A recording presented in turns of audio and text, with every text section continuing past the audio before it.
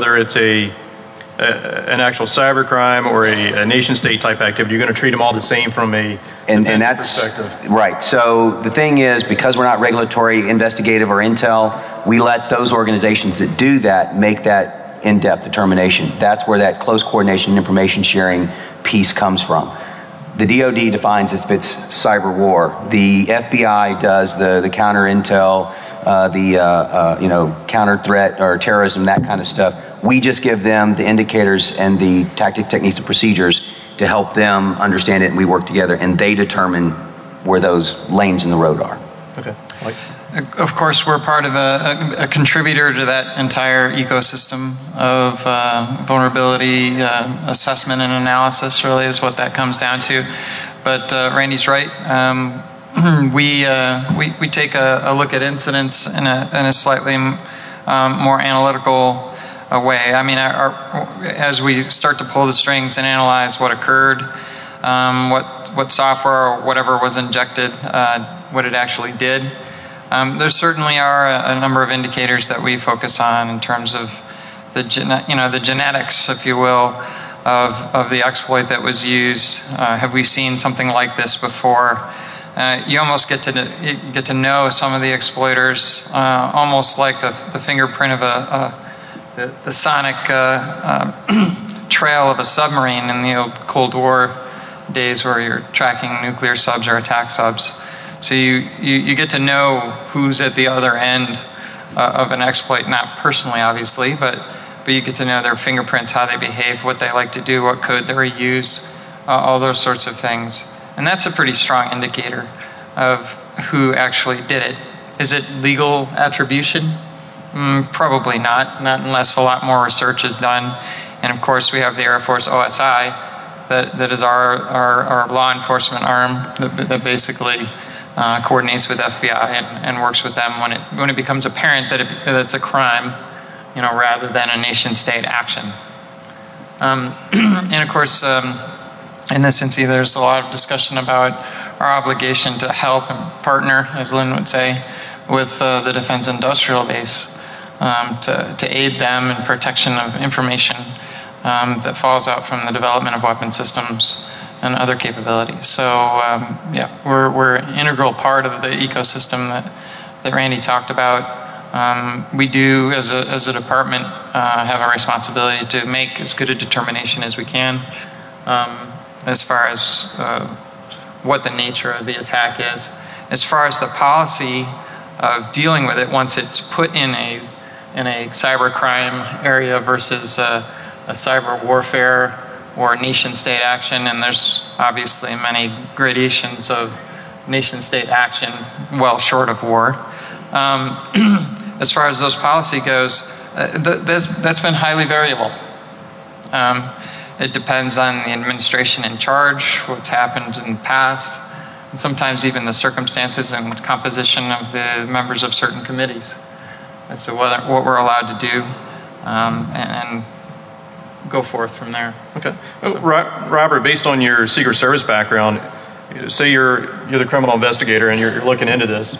Initially, the thought is that it is a crime, but as an investigator starts to dig into it, starts to look at other machines that might be tied to that particular criminal investigation, you start to think, okay, maybe it's a national security issue. Can you kind of walk us through that process of, what are some of the transitions and the thought processes that go into that?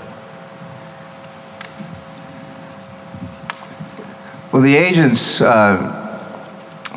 in San Francisco, we started the Electronic Crimes Task Force 2001, December 2001. And the whole focus there was to collaborate with the industry and government, academia, venture capital. And they quickly developed these trust-based relationships with the industry, because the industry at the time really was not calling the FBI or Secret Service. And the advent of InfraGard and these task forces allowed them to see a lot more of the criminal activity. And every once in a while, they would bleed over into potentially national security related issue or terrorism.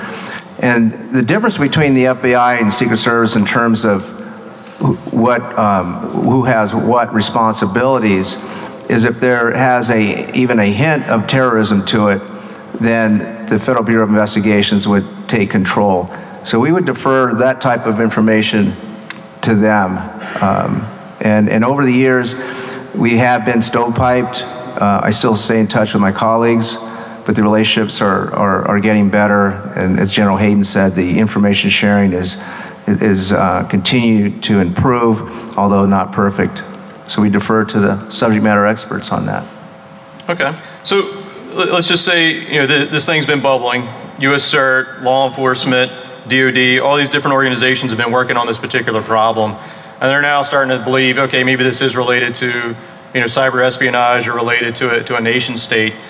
How does that information, once this is all put together, it rises through the executives and it lands at the White House? Melissa, can you kind of walk us through what happens once something like that's presented to maybe the National Security Council or whether it's the Homeland Security Council? As it bubbles up from, the agencies are starting to believe, all right, there's a lot of different moving parts, a lot of different government agencies are involved. Who kind of takes charge and helps coordinate across all the different agencies? Well, the White House doesn't get operational. It only comes down to if there's a problem from a policy perspective or a legal perspective that the White House would get involved into a day-to-day incident. However, when there are issues that are cutting across multiple areas, the FBI or Secret Service sees one particular thing, U.S. CERT sees a second or third area, NSA sees a fourth, but they're all connected. Sometimes the only way that connecting the dots comes together is in an interagency meeting where everybody's sharing the data. That's starting to change, though, from an operational perspective as more and more of our centers are connected together and linking the data and getting to common visualization. And that was one of the most important initiatives out of the Comprehensive National Cybersecurity Initiative. And it was Initiative 5, Connect the Centers. And that was connecting U.S. CERT with the National Cyber Investigative Joint Task Force, which is where all law enforcement comes together, with the Defense Cybercrime Center and the Joint Task Force for Global Network Operations, which was DOD, and NSA's Threat Operations Center. I think I got all 6. And the National Incident Response Center, which is all the intelligence community's networks. And so as you bring those 6 centers together, you start to get to more of a common operational picture, and you get to a better warning understanding if there's incidents happening in all of these different domains. You need to be able to connect the dots. And previous to CNCI, there wasn't very much information sharing. It was more ad hoc relationship based, and now it's becoming much more formal, and there's an infrastructure around it to support that understanding. Okay.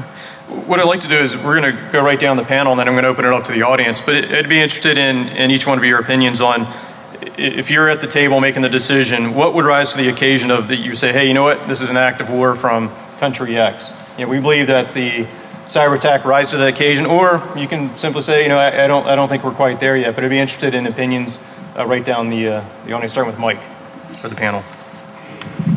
Well, of course, being a military officer, one of the first things that we pay attention to, of course, is the Geneva Convention's law of, law of armed conflict, and particularly the element that comes to mind when you say that is the business of proportionality. So we are required to respond in a proportional manner if we respond.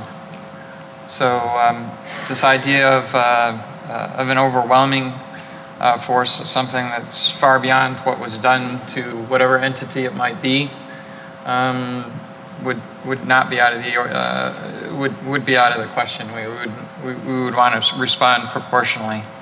Having said that, I think there are many ways to respond. It doesn't always require an attack, cleared by the National Command Authority to go back, a counterattack, the idea of deterrence, to strike and counterstrike, like in the nuclear days. But rather, sometimes there's more subtle ways of defending. The release of critical algorithms critical to the defense and detection of malware, and the sandboxing of malware and those things, or the the making of malware and inert through these methodologies, sometimes which is closely held within our government and our confines, perhaps that would be a course of action that we get with major antivirus vendors, and we get those sorts of things embedded in certain products, or we get them out to say U.S. companies that have been attacked.